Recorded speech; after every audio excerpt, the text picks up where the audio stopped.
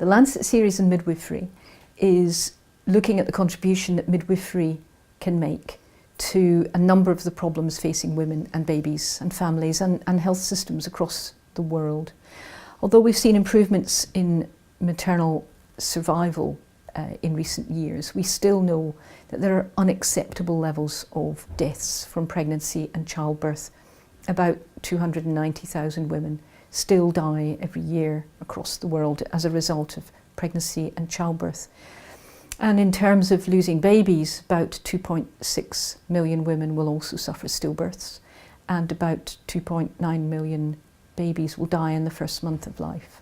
Those are unacceptable numbers of mothers and babies dying of preventable, mainly preventable causes if they had care that was there of the right quality.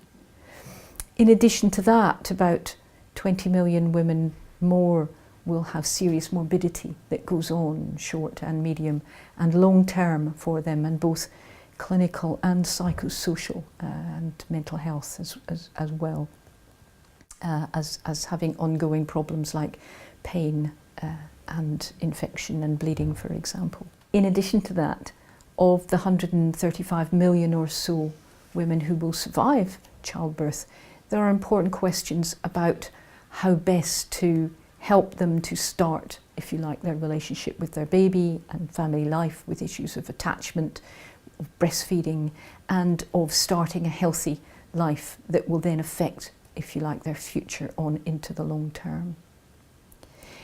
And another important problem across the world is the overuse of interventions that are designed to help women when there are problems and to help babies when there are problems, but that over the years in many places those have become routine and they're used for women that don't need them. And so as well as the problems of women getting interventions that they don't need, then there's a question of sustainability. If the health systems will be able to go on to afford doing those interventions into the future. So questions arose, people who had worked with midwives across the world in different settings saying, but actually midwifery has a lot to offer in regard to challenging these problems and changing the landscape. And what we wanted to do was collate together the evidence to see what contribution midwifery could make to those problems. It was at the same time this thinking as State of the World's Midwifery 2011 came out and really drew the attention of the global community to the importance of midwifery. And so we brought together a group of multidisciplinary collaborators who between them could look in a range of different ways using different methods at the contribution that midwifery could make.